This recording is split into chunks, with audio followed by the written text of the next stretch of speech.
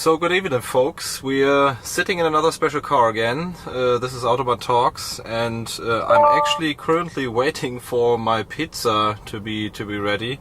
I actually thought, okay, should I pick up the pizza or should I get the delivery? And since I'm sitting in an Audi R8 here and have the possibility to drive this car tonight, I think the result was pretty obvious.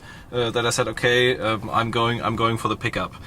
So I got this car again from ECC Rent in Darmstadt. They gave me the possibility to test it and to drive it, and I'm really in love with this car. You know that I drove the Audi R8 V8. I think it's about 2 years ago that I tried it out, and this had a manual transmission, and here we are actually sitting in the one with the R-Tronic, and it's a V10 version. So actually I'm pretty amazed that it's so similar to the Lamborghini Gallardo Spider that I tried previously last year.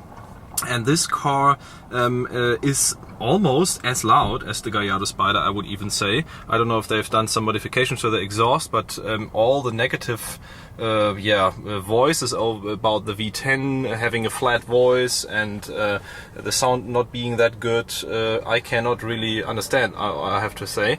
And therefore it was a real pleasure to drive the car today, and we had videos the whole day, doing the drive and sound, doing the acceleration runs, and there was some great experience. So talking a bit about the techniques of the car, so as I said, this is a previous, let's say, pre-facelift Audi R8. I don't know if it's a 2010 or something like that, but it has the R-Tronic, which has a lot of negative, let's say, reputation because the gear shifts are very long. And I always remember that sentence that the former, or actually maybe even the recent Lamborghini boss said, we are having the harshest gear change of the industry. Our customers really want to feel the gear change, and since this is the same transmission more or less of what is in the Lamborghini Gallardo LP 560 that I drove, you can really understand what that harsh gears change means. So the R-Tronic really takes about a second to shift, but I don't think it's only a bad thing, because that gear change is so harsh, it's so brutal,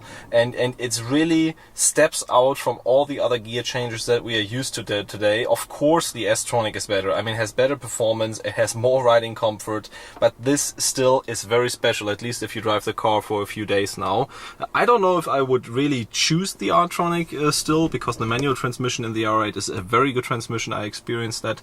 But on the other hand, I would also not say, okay, you can't buy it if it has the R-Tronic transmission. Maybe you get a bit cheaper this R8 if it has that transmission, but I would still say you can go for it.